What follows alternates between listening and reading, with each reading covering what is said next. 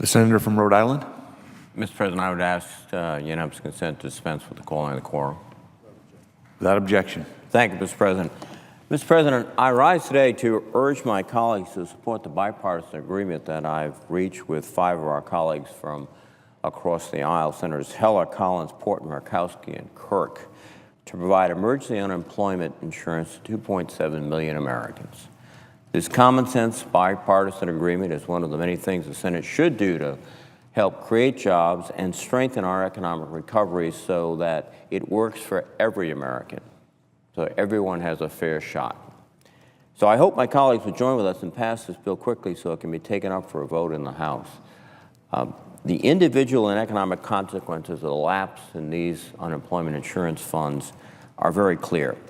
I've described many times, my colleagues have come to the floor many times, and indicated the individual cases where people who have worked for years who found themselves without a job through no fault of their own, desperately needing some modest assistance, and these benefits are about $300 or $350 a week, just to keep going, to keep looking for work, to keep trying to be part of the workforce, which they desperately want to do. We've shared these stories, and these individual hardships ripple across our entire economy. Indeed, the Congressional Budget Office and other economists looking at this, not from the individual perspective, but from the overall economy, find that this is one of the most effective ways to keep the economy moving forward. The CBO has indeed estimated that our failure so far to extend benefits through 2014 would cost the economy 200,000 jobs. And that simply the result of these payments to individuals go right back into the economy. It stimulates other workers to have work and have demand. So restoring economic assistance for Americans who have lost their jobs and are trying to find new ones it's not only the right thing to do, but it's also the smart thing to do for our economy. And that's why I've been pressing for an extension of these benefits on a longer period of time. But we've reached a principal compromise, and I have to underscore the word compromise, to do it over a 5-month period. Some retroactive and some, if we move quickly enough, prospective.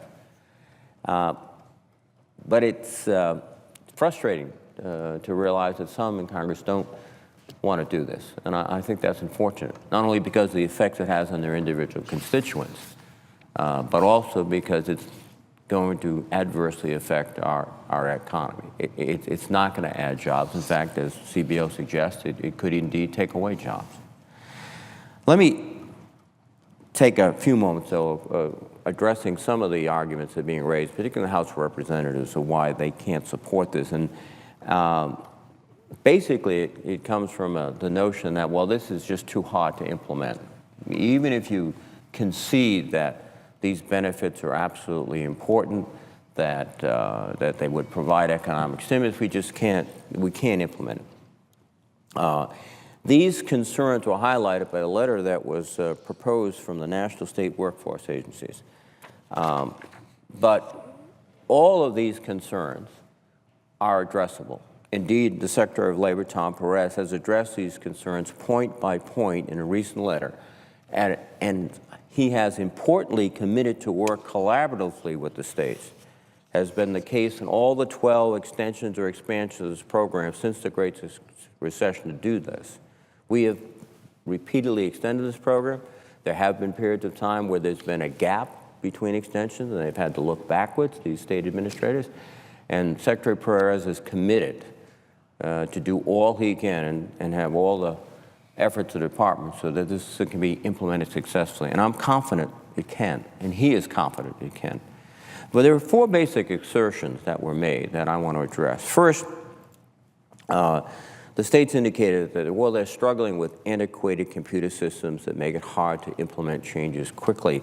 Well, the states have received, over the past 5 years, $345 million to modernize their unemployment insurance systems. That's federal money going to the states so they can fix their computer systems.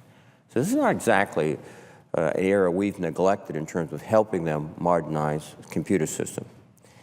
And program changes that we've made in the past. I was part of the effort in 2012 to extend unemployment compensation benefits. We made some significant changes. We reduced the total number of weeks from 99 to approximately 73. We've made other changes in the program that had to be implemented, and we provided these resources to do that. So we're talking not today about some complicated new system. We are simply extending the existing system. We're not changing the tiers. We're not changing any of the calculations that they have to make. And indeed, that is one of the reasons why I've been arguing consistently for a straight extension, not altering the number of weeks that qualifies for Tier 1 or Tier 2 or Tier 3, but just simply take the existing system that was in place on December 28th and just fund it retroactively to benefit those who've lost their benefits unexpectedly, and then prospectively as far forward as we could go. And let me also point out is that I was making this request before December 28th. I would have hoped that we could have moved in December or at least early in January to go ahead and extend this system so that there would be absolutely no disruption whatsoever for the states or for the recipients. But it's been a difficult and long process to get here. And frankly, without the collaboration and efforts of many of my colleagues, and particularly, as I've indicated, my Republican colleagues, Senator Heller and Collins and Portman and Murkowski and Kirk, and my Democratic colleagues, including Senator Booker, who is here, we wouldn't be at this point. So I'm glad we're here, but we wouldn't have any of these implementation problems had we acted in December. Second, there was a concern that one provision relating to federal funding for the administration of the program could be read in an overly broad fashion, so that the agencies, the state agencies, would be so confused and complicated they couldn't function. So out of an abundance of caution, we worked to address this. We revised the legislation that we had proposed to clarify the particular provision so it could not be misconstrued. In so doing, we made it crystal clear that the prohibition on the use of federal funding is limited solely to eligibility determinations relating to ensuring millionaires do not receive emergency unemployment insurance benefits. And third, and this is a related issue to the whole millionaire issue, is that there was some concern that it would be difficult to administer this provision. Well, in our legislation, we have a pretty straightforward requirement that individuals certify that their income in the preceding year wasn't more than $1 million. So this is a simple certification that I think can be accomplished rather efficiently and quickly by the agencies. And the Secretary of Labor has committed to issuing guidance to help states with implementation, as the department does when any new statutory provision is enacted. And as I said before, the Secretary has assured all of the states that he is going to work to expeditiously and efficiently give them the tools to implement this program as soon as the Congress passes it and the President signs it. And finally, there was a concern about the retroactivity. That challenge, as I said before, is why I and others pressed so hard to get this done prior to December 28th of last year. But even so, states were able to successfully work with the Department of Labor during previous lapses to provide this aid to unemployed workers.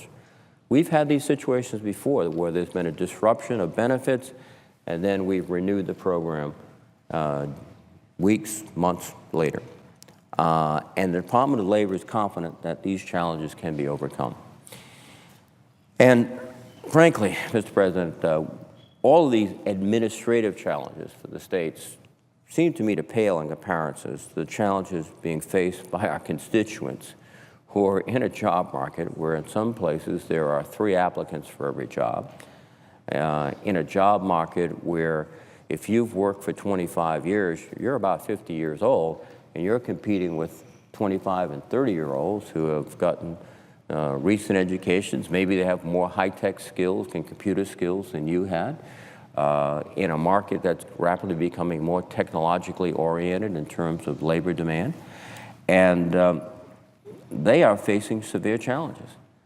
And these resources are not lavish. I mean, the idea that someone would not work because they're getting $300 a week is difficult, I think, to imagine for many people, particularly the people who have records of work for 10, 20, and 30 years. And what they're doing with this money is putting it right back in our economy.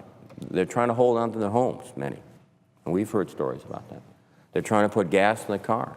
People have contacted me indicating that they use it to keep their phones working, because without a phone, they can't get the call back for the job interview to go and find the job. So this is something that I think has to be considered, and in my book, weighs much more heavily than administrative issues, which the Secretary of Labor assures us will be dealt with, can be dealt with, and he will work with the states to make sure it's done effectively. Let me conclude by thanking our Republican colleagues who've joined with us. They have been extraordinarily thoughtful, collaborative. They have really contributed in a atmosphere of exchanging ideas, of thoughtful consideration. It is a model, I think, of how this organization, this Senate, should work more frequently. And I thank them and commend them. They have done a great service for their constituents and for the economy and for the country. And indeed, ultimately, many of Americans will benefit through their great contribution. So I will hope as we come up to these procedural votes that we can move forward, and then we can move this expeditiously, and then we would hope that the House would respond appropriately, and we can give some hope and give some confidence to people who are struggling to find jobs in a very difficult economy. And with that, Mr. President, I would yield the floor.